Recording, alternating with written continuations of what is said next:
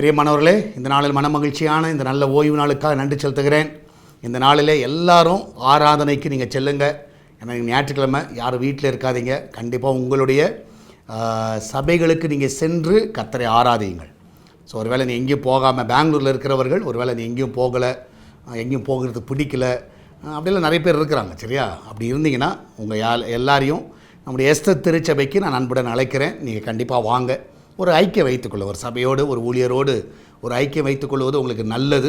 So அதனால் எல்லாரையும் அன்புடன் அழைக்கிறேன். இன்று காலையில் 3 ஆராதனை இருக்குது. 6 o'clock, 8 o'clock, 10 o'clock. அது மாத்திரமில்லை, ஈவினிங் 6 o'clock ஒரு ஃபேமிலி ஃபெலோஷிப்பாக இருக்கும். அதில் பங்கு பெறலாம். புதுசாக இருக்க எப்படி வரதெல்லாம் யோசிக்கலாம், இல்லை குடும்பமாக வரலாம். நீங்கள் பங்கு பெறுங்கள். அது உங்களுக்கும் பெரிய ஒரு ஆசீர்வாதமாக இருக்கும். சபை மக்கள் எல்லாரும் அன்புடன் அழைக்கிறேன். இன்றைக்கி யாரும் வீட்டில் இருக்காதீங்க. எல்லாரும் ஆராதனையில் பங்கு பெறுங்கள். கர்த்தரை மையப்படுத்துங்க. முதலாவது அவரை தேடுங்க. மற்றது எல்லாம் அவர் பார்த்து கொள்ளுவார்.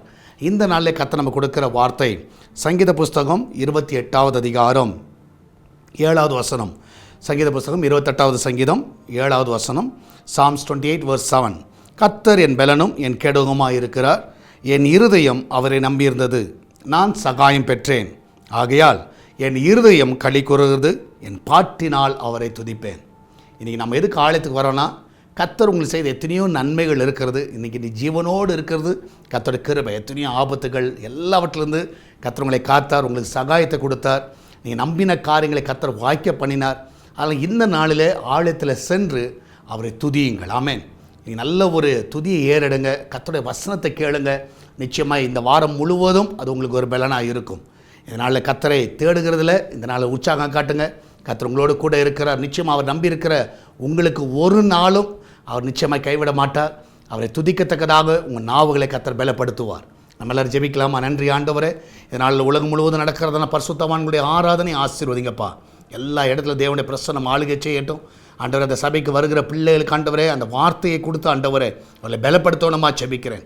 போதருடைய சத்தத்தை அல்ல, உம்முடைய சத்தத்தை ஜனங்கள் கேட்கட்டும். அந்த வார்த்தையை கேட்கும் பொழுது அந்த இருதயத்தில் கிரியை செய்யுங்க.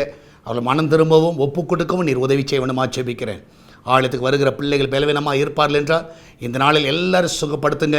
அன்றைய கத்தாவே தேவனுடைய மகிமை எல்லாருடைய ஆலயத்திலும் கத்தாவே நிரம்பி வழிய வேணுமா ஜெபிக்கிறேன். அன்றைய எஸ்தர் திருச்சபையிலும் கத்தா வருகிற ஆத்துமாக்களை ஆசீர்வதிங்க.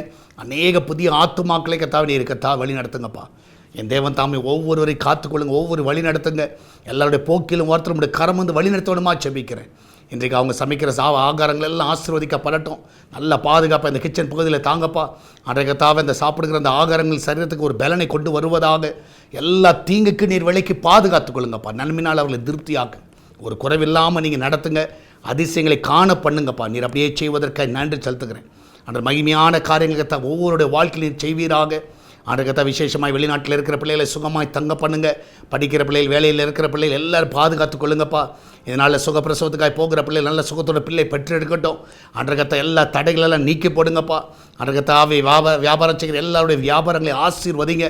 அன்றைய ஊழியம் செய்கிற எல்லா ஊழியர்களையும் ஆசீர்வதிங்கப்பா. ஊழியர்களின் சுகத்தை விரும்புகிற தேவன் இந்த காலவேளையில் எல்லாரும் நல்ல சுகத்தையும் பலத்தையும் கொடுத்து நீர் ஆசீர்வதிக்க வேணுமா ஜெபிக்கிறேன். அன்றைய எக்ஸாம் எழுத போகிற பிள்ளைகளுக்காக சோத்திருக்கிறோம்.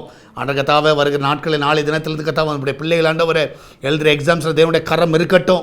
என் தேவன் தாமே ஒவ்வொருவரையும் ஆசீர்வதிங்கப்பா. ஒவ்வொருக்கு அந்த ஞானத்தை தருவீராக, அந்த கிருபையை தருவீராக. படிக்கக்கூடிய அந்த கிருபையை தாங்க. இன்றைக்கி படிக்கும்போது எல்லாம் அந்த ஞாபகத்தில் இருக்க உதவி செய்யுங்க. நாளை தினத்தில் எழுதவும் அவர்களுக்கு உதவி செய்வீராக. அன்றைய நாள் நடக்கிறத எல்லா காரியங்களையும் நீர் பொறுப்படுத்திக் கொள்ளுங்கப்பா. அன்றைக்கு நாள் வருகிற காணிக்கைகள், தசமங்கள் எல்லாவற்றையும் ஆசீர்வதிங்க. ஆன்லைன் வழியாக கூகுள் பே, ஃபோன்பே, பேடிஎம் மூலமாக, மணி ஆர்டர் மூலமாக வருகிற எல்லா காணிக்கை தசமங்கள் எல்லாம் ஆசீர்வதிங்க. அது ஊழியத்துக்கு பிரயோஜனமாய் மாற்றுங்கப்பா. ஒவ்வொருவரையும் பலப்படுத்துங்க. இதனால் ஆராதனை பங்கு பெறக்கூடிய உன்னதமான பலன் அவர்களுக்கு கிடைப்பதாக. அன்றைய மருத்துவமனையில் இருக்கிற பிள்ளைகளை ஆண்டவரை சுகமாய் வீட்டுக்கு கொண்டு வந்து ஆராதனைக்கு கொண்டு வருவீராக. எல்லா பலவீனத்தின் ஆவிகள் மறைந்து போகட்டும் அப்பா. இந்த காலவெளியில் ஒவ்வொருவரையும் பலப்படுத்துங்க. ஆண்டவரே, ஆராதனைக்கு வர முடியாதபடி தடையாக இருக்கிற எல்லா காரியங்கள் நிர்மூலமாய் போகட்டும். ஒவ்வொருவரையும் ஆசீர்வதிங்கப்பா. இயேசுவின் நாமத்தில் ஜெபிக்கிறோம். ஆமேன், ஆமேன். பிரியமானவர்களே, கர்த்தர் கூட இருக்கிற தைரியமாக இருங்க. எதை குறித்து கலங்காதீங்க. இந்த நாளில் யாராலும் வர முடியுமோ கண்டிப்பாக ஆராதனையில் பங்கு பெறுங்கள்.